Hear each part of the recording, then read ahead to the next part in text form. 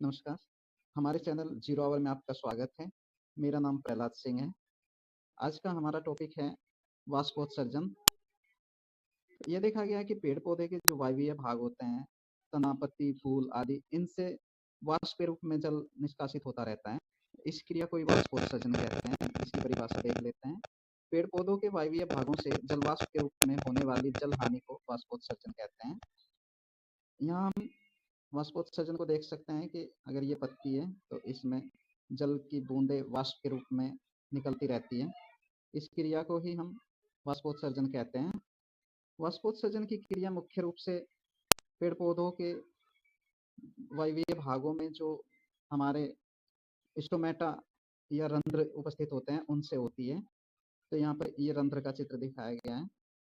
इसमें की दो कोशिकाएं होती हैं जिन्हें गार्ड सेल कहते हैं। इनके बीच में जो छिद्र होता है उसे स्टोमेटा कहते हैं। स्टोमेटा से जल H2O होता है, ये वाष्प के रूप में उड़ता रहता है। वाष्प में छोटी छोटी बूंदें होती हैं और स्टोमेटा इसके साथ साथ गैसों के आदान प्रदान का कार्य भी करता है। जैसे इसमें से ऑक्सीजन गैस जो प्रकाश संश्लेषण के दौरान उत्पन्न होती है वह निकलती है और पौधे CO2 जो प्रकाश संश्लेषण में काम आती है, CO2 को भी स्टोमेटा के द्वारा ही ग्रहण करते हैं। तो स्टोमेटा का ट्रांसपिरेशन अर्थात वाष्पोत्सर्जन में बहुत महत्वपूर्ण योगदान है। वाष्पोत्सर्जन के प्रकार हम देखते हैं। Types of transpiration. वाष्पोत्सर्जन के 3 मुख्य प्रकार होते हैं, अर्थात इसकी 3 विधियां होती हैं। पहली विधि है रंध्रीय वाष्पोत्सर्जन, अर्थात ऐसा वाष्पोत्सर्जन जो रंध्र या स्टोमेटा के थ्रू होता है, उसे रंध्रीय वाष्पोत्सर्जन कहते हैं।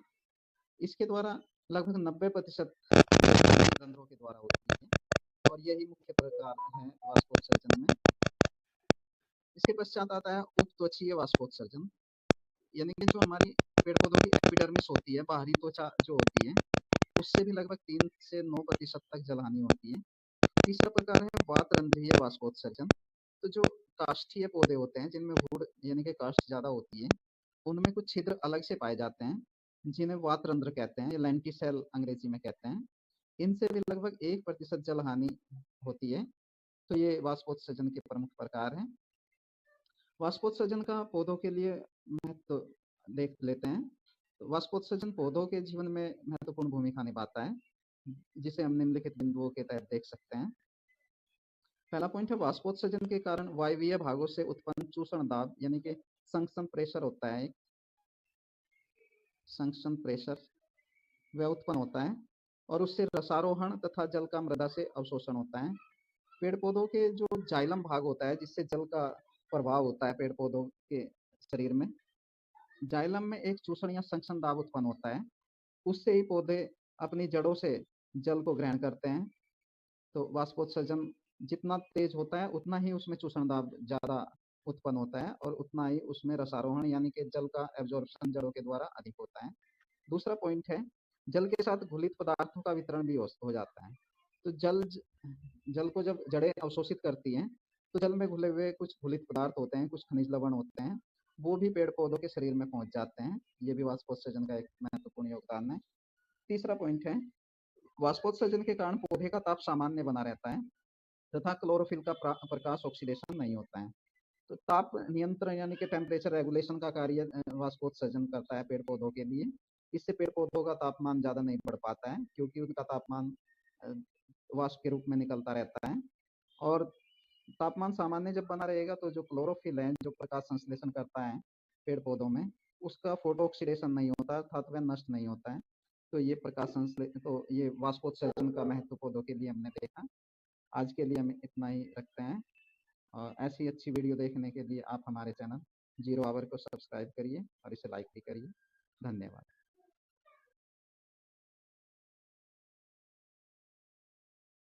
आज का हमारा टॉपिक है वाष्पोत्सर्जन। ये देखा गया है कि पेड़ पौधे के जो वायवीय भाग होते हैं, तना, पत्ती, फूल आदि, इनसे वाष्प के रूप में जल निष्कासित होता रहता है। इस क्रिया को ही वाष्पोत्सर्जन कहते हैं। इसकी परिभाषा देख लेते हैं। पेड़ पौधों के वायवीय भागों से जल वाष्प के रूप में होने वाली जल हानि को वाष्पोत्सर्जन कहते हैं। यहाँ हम वाष्पोत्सर्जन को देख सकते हैं कि अगर ये पत्ती है तो इसमें जल की बूंदें वाष्प के रूप में निकलती रहती है। इस क्रिया को ही हम वाष्पोत्सर्जन कहते हैं। वाष्पोत्सर्जन की क्रिया मुख्य रूप से पेड़ पौधों के वायवीय भागों में जो हमारे स्टोमेटा या रंध्र उपस्थित होते हैं उनसे होती है। तो यहाँ पर ये रंध्र का चित्र दिखाया गया है। इसमें की 2 कोशिकाएं होती हैं जिन्हें गार्ड सेल कहते हैं। इनके बीच में जो छिद्र होता है उसे स्टोमेटा कहते हैं। स्टोमेटा से जल H2O होता है, ये वाष्प के रूप में उड़ता रहता है। वाष्प में छोटी-छोटी बूंदें होती हैं और स्टोमेटा इसके साथ-साथ गैसों के आदान-प्रदान का कार्य भी करता है।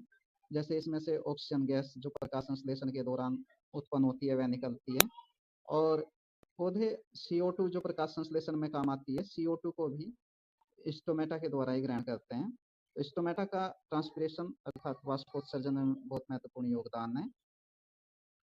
वाष्पोत्सर्जन के प्रकार हम देखते हैं, टाइप्स ऑफ ट्रांसपिरेशन। वाष्पोत्सर्जन के 3 मुख्य प्रकार होते हैं, अर्थात इसकी 3 विधियां होती हैं। पहली विधि है रंध्रीय वाष्पोत्सर्जन, अर्थात ऐसा वाष्पोत्सर्जन जो रंध्र या स्टोमेटा के थ्रू होता है, उसे रंध्रीय वाष्पोत्सर्जन कहते हैं। इसके द्वारा लगभग 90% रंध्रों के द्वारा होती है और यही मुख्य प्रकार है वाष्पोत्सर्जन में। इसके पश्चात आता है उपत्वचीय वाष्पोत्सर्जन, यानी कि जो हमारी पेड़ पौधों की एपिडर्मिस होती है, बाहरी त्वचा जो होती है, उससे भी लगभग 3 से 9% तक जलहानि होती है। तीसरा प्रकार है वातरंध्रीय वाष्पोत्सर्जन। तो जो काष्ठीय पौधे होते हैं जिनमें वुड यानी कि काष्ठ ज्यादा होती है, उनमें कुछ छिद्र अलग से पाए जाते हैं जिन्हें वातरंध्र कहते हैं या लेंटिसेल अंग्रेजी में कहते हैं। इनसे भी लगभग 1% जलहानि होती है। तो ये वाष्पोत्सर्जन के प्रमुख प्रकार हैं। वाष्पोत्सर्जन का पौधों के लिए महत्व देख लेते हैं। वाष्पोत्सर्जन पौधों के जीवन में महत्वपूर्ण भूमिका निभाता है, जिसे हम निम्नलिखित बिंदुओं के तहत देख सकते हैं। पहला पॉइंट है वाष्पोत्सर्जन के कारण वायवीय भागों से उत्पन्न चूषण दाब यानी कि संक्शन प्रेशर होता है। संक्शन प्रेशर वह उत्पन्न होता है और उससे रसारोहण तथा जल का मृदा से अवशोषण होता है। पेड़ पौधों के जो जाइलम भाग होता है जिससे जल का प्रभाव होता है पेड़ पौधों के शरीर में, जाइलम में एक चूषण या संक्शन दाब उत्पन्न होता है, उससे ही पौधे अपनी जड़ों से जल को ग्रहण करते हैं। तो वाष्पोत्सर्जन जितना तेज होता है उतना ही उसमें चूषण दाब ज्यादा उत्पन्न होता है और उतना ही उसमें रसारोहण यानी कि जल का एब्जॉर्प्शन जड़ों के द्वारा अधिक होता है। दूसरा पॉइंट है जल के साथ घुलित पदार्थों का वितरण भी हो जाता है।